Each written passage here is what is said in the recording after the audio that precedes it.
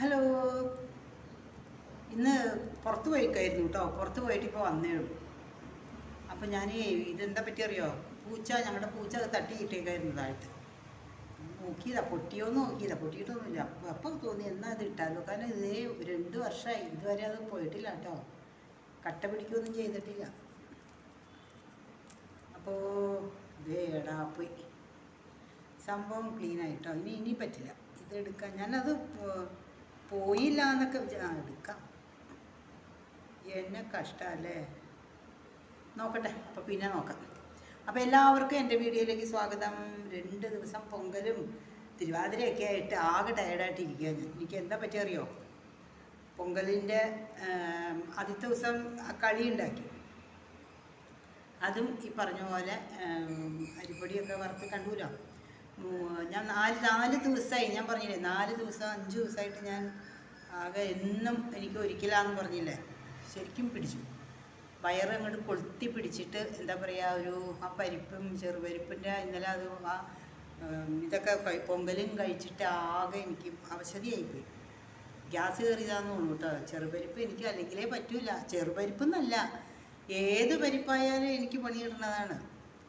വേറൊന്നുമല്ല, വയറങ്ങോട്ട് കൊളുത്തി പിടിക്കും. ഒരു സൈഡ് അങ്ങോട്ട് പിടിച്ചു കഴിഞ്ഞാൽ പിന്നെ ഞാൻ എന്തൊക്കെയോ വെളുത്തുള്ളിയായിട്ടോ അല്ലെങ്കിൽ അങ്ങനെ ഇങ്ങനെ അരിഷ്ടോ അതൊക്കെ ഇതൊക്കെ കഴിച്ച് അനങ്ങാതെ കിടന്ന് 2 ദിവസം ഒന്ന് റെസ്റ്റ് എടുത്താലാണ് എനിക്ക് എൻ്റെ ആ കൊളുത്തിപ്പിടുത്തമൊക്കെ പോവുള്ളൂ. നീർക്കെട്ടായിരിക്കും കേട്ടോ, വേറൊന്നും ആയിരിക്കില്ല. ആദ്യമൊക്കെ ഹോസ്പിറ്റലിൽ പോയിരുന്നു, പിന്നെ എനിക്കത് മനസ്സിലായി എൻ്റെ ഭക്ഷണത്തിൻ്റെ എന്തെങ്കിലും ആയിരിക്കും എന്നുള്ളത്.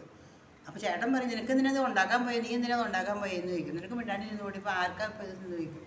പക്ഷേ എന്നാലും അങ്ങനെയല്ലല്ലോ. നമുക്ക് നമ്മുടെ കുടുംബത്തിൽ, ഞാൻ ഇന്നലെ പറഞ്ഞില്ല വീഡിയോയിൽ, നമ്മുടെ കുടുംബത്തിൽ നമ്മൾ അതാത് വിശേഷത്തിന് എന്താ ഉണ്ടാക്കണേന്ന് വെച്ചാൽ നമ്മളത് ആ ചിട്ട പാലിച്ച് വരണ്ടേ. കുറച്ചാണെങ്കിലും, ഒരുപാടൊന്നും വലിയ ആചാരങ്ങളൊന്നും ഇല്ലെങ്കിലും കുറച്ചൊക്കെ ഒന്ന് വേണ്ടേ. ആ ഒരു ഇത് ചെയ്തിട്ടാട്ടോ ഞാൻ ചെയ്തത്. ഏതായാലും പണി കിട്ടിയെന്ന് പറഞ്ഞാൽ മതിയല്ലോ. ഞാനിപ്പോൾ ഇതാ മെഡിക്കൽ സ്റ്റോറിൽ പോയി കുറച്ച് മരുന്നൊക്കെ വാങ്ങിച്ചു. മരുന്നെന്ന് പറഞ്ഞാൽ വേറൊന്നുമില്ല, ജലൂസിലും പിന്നെ അരിഷ്ടം കിട്ടിയ അരിഷ്ടം വാങ്ങിച്ച് കഴിക്കും. അങ്ങനെയൊക്കെ തരികിടയൊക്കെ കാണിച്ചിട്ട് ഒന്ന് റെസ്റ്റ് എടുത്തിട്ടൊന്നിരിക്കുകയാണ്. അതുകൊണ്ട് മുഖമൊക്കെ അങ്ങോട്ട് വെയിലത്ത് വന്നിട്ടാണെന്നുള്ളൂ, വല്ലാതെ ഇരിപ്പുണ്ട്.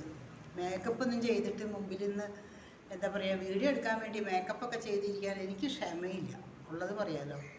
എല്ലാവരും ഞാൻ ഓർക്കും കേട്ടോ, എല്ലാവരും ഇങ്ങനെ മേക്കപ്പൊക്കെ ചെയ്ത് എങ്ങനെ ഇരിക്കണമെന്ന് ഞാൻ വിചാരിക്കും. എനിക്ക് പറയണമെന്നുമുണ്ട്, എന്നാൽ എനിക്ക് മേക്കപ്പ് ചെയ്യാനും പറ്റില്ല. അതാണ് എൻ്റെ കാര്യം പറഞ്ഞത്.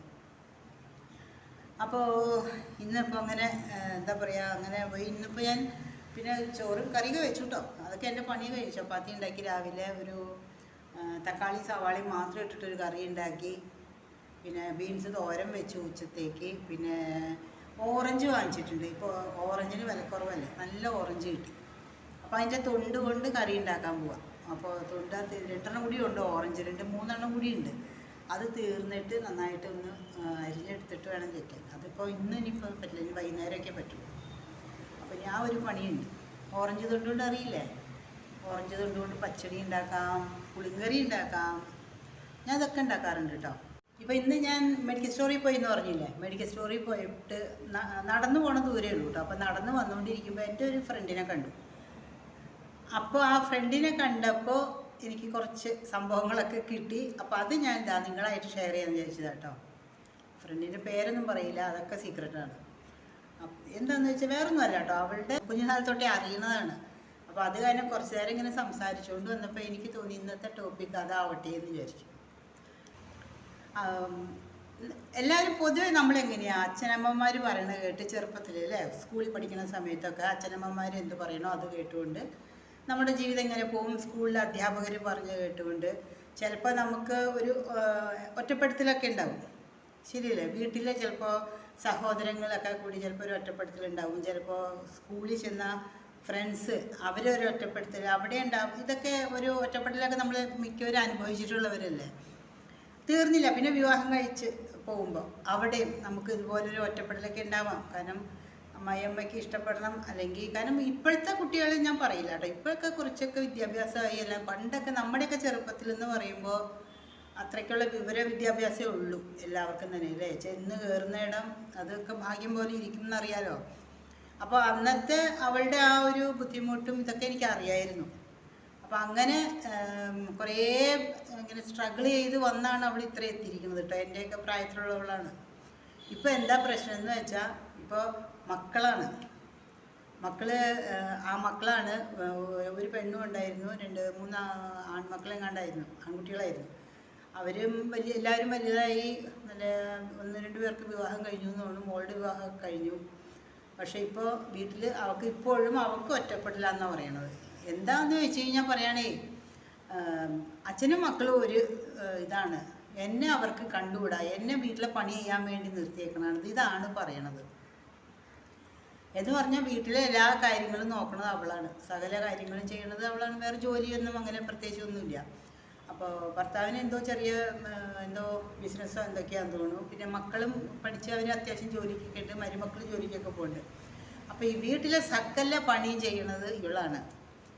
അത് കഴിഞ്ഞിട്ട് എന്തെങ്കിലും തെറ്റ് കണ്ടു കഴിഞ്ഞാൽ അപ്പോൾ വൈകുന്നേരം മോൻ വരുമ്പോൾ മോൻ കുറ്റം പറയും, അല്ലെങ്കിൽ ഭർത്താവാണെങ്കിൽ അങ്ങേര് കുറ്റം പറയും. തൊട്ടടുത്ത വീട്ടിൽ അവരുടെ ആരോ റിലേഷനിൽ താമസിക്കുന്നുണ്ട്. ചിലപ്പോൾ അവർ ഈ പുള്ളിക്കാരി എവിടെയെങ്കിലും TV നോക്കിക്കൊണ്ട്, തൊട്ടടുത്ത വീടായതുകൊണ്ട് ചിലപ്പോൾ അങ്ങോട്ടും എന്തെങ്കിലും ആരെങ്കിലുമൊക്കെ വർത്താനം പറയുകയോ ഒക്കെ ചെയ്ത് കഴിഞ്ഞാൽ അതൊക്കെ പറഞ്ഞു കൊടുക്കും. അപ്പോൾ അതും ഇവൾ പറയാണ്, എനിക്ക് ആരോടും മിണ്ടാൻ പാടില്ല, എവിടെയും പോകാൻ പാടില്ല, ഇവരൊട്ട് കൊണ്ടുപോവുകയില്ല എന്നെ. അങ്ങനെ ഒരു ഒറ്റപ്പെടലാണ് അവൾ അനുഭവിക്കുന്നതെന്ന്. പിന്നെ എന്താ, അപ്പം ഞാൻ പറഞ്ഞു, നീ എന്തിനാ പറയണം മക്കളോട്. കാരണം പണ്ട് നമ്മൾ അമ്മയോടോ അച്ഛനോടോ എതിർത്ത് പറയാൻ പറ്റില്ല, അല്ലെങ്കിൽ അമ്മായിയമ്മയോടോ അല്ലെങ്കിൽ അവരുടെ ഹസ്ബൻഡിൻ്റെ വീട്ടിലൊക്കെ ഒന്നും പറയാൻ പറ്റില്ല. ആ ഒരു സ്റ്റേജാണ്. പക്ഷെ ഇപ്പം മക്കളല്ലേ, മക്കളോട് പറയാലോ, എനിക്കിങ്ങനെ പറ്റില്ല എന്ന് പറഞ്ഞാൽ എന്താ. പക്ഷെ കേൾക്കില്ല എന്ന് പറയാണ്. മക്കൾ പറഞ്ഞാൽ കേൾക്കൂല. അവർക്ക് അവരുടെ ഒരു ലൈഫ്. ഭർത്താവാണെങ്കിൽ അങ്ങേരും അദ്ദേഹത്തിൻ്റെ കൂട്ടുകാരുടെ കൂടെ വൈകുന്നേരം ആകുമ്പോൾ കറങ്ങി നടക്കും. ഇവൾക്ക് മാത്രം എങ്ങോട്ടും ഒരു പോക്കുമില്ലാത്ത രീതിയിലുള്ള ഒരു കൂട്ടിലടച്ച കിളി എന്ന് പറയുമല്ലോ, അതുപോലെ. അപ്പം അവൾ പറയണത് എന്താ അറിയോ, അപ്പോൾ ഭർത്താവിൻ്റെ വീട്ടിൽ നിന്ന് ഒരു പ്രകാരമാണ് അവരുടെ ഷെയറൊക്കെ വാങ്ങിച്ച് വേറെ ഒരു സെപ്പറേറ്റ് വീടൊക്കെ വെച്ച് ഒന്ന് സ്വസ്ഥമായിട്ട് വന്ന് തുടങ്ങിയതായിരുന്നു. ആ കുട്ടികൾക്കൊരു 10-20 വയസ്സൊക്കെ ആയിട്ടാണ് വീടൊക്കെ വെച്ച് മാറിയത്.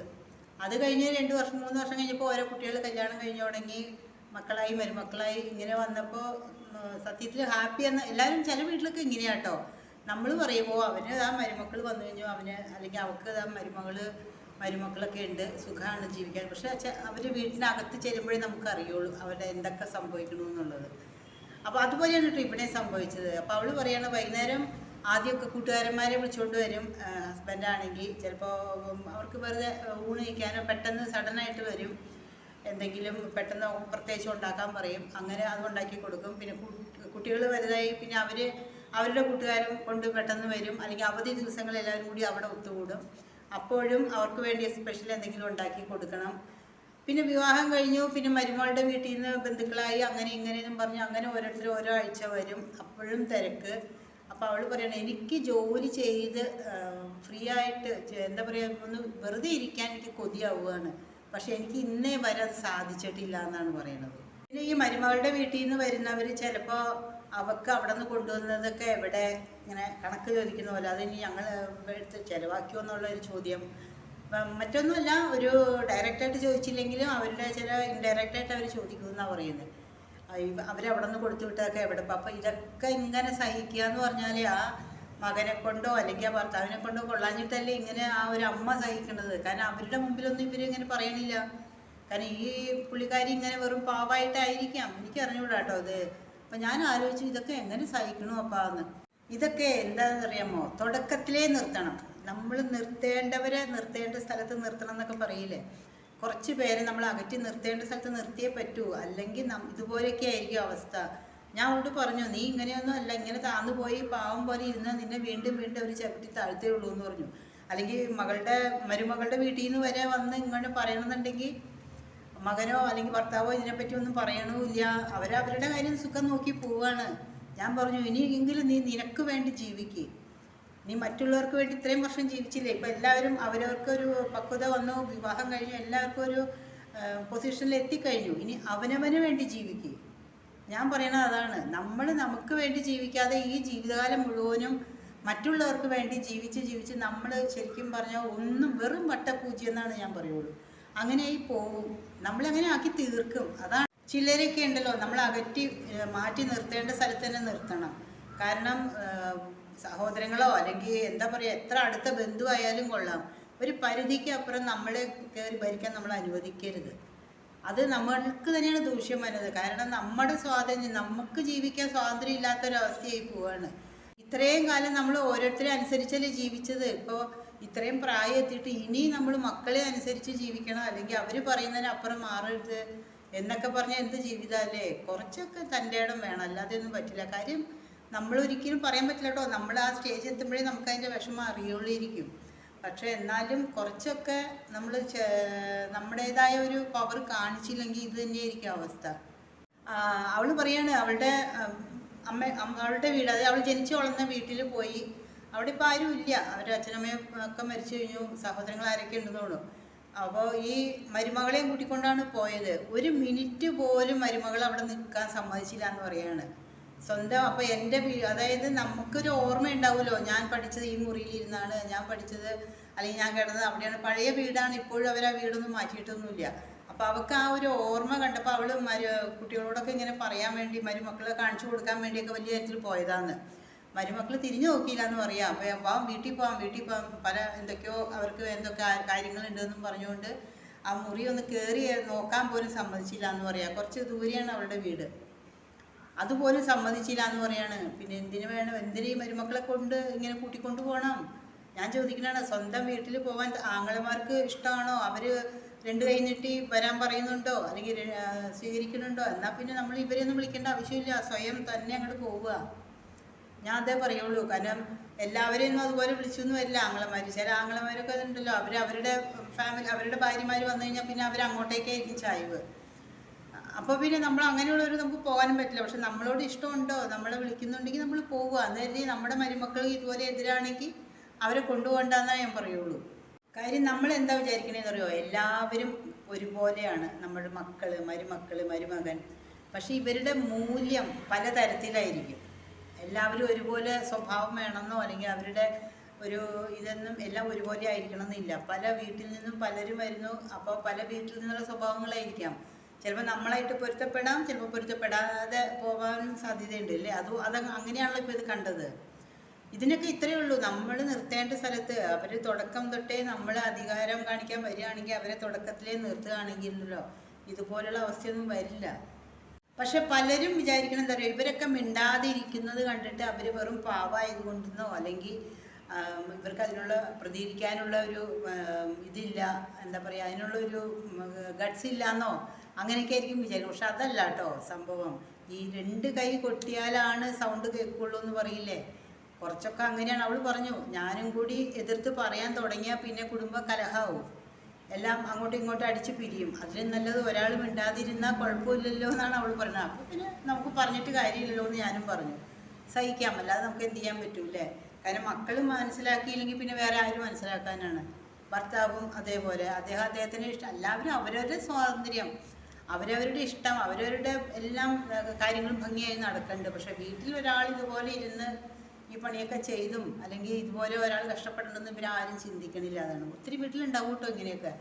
അപ്പം എനിക്കത് അവളെ കണ്ട് ഇങ്ങനെ പറഞ്ഞപ്പോൾ എനിക്കൊരു മനസ്സിലൊരു ഇത് വന്നു. അത് ഞാൻ ശരി അപ്പം തന്നെ വന്നിരുന്നു, സ്റ്റെപ്പുമ്പോൾ വന്നിരുന്ന് നിങ്ങളായിട്ട് പറഞ്ഞതാണ്.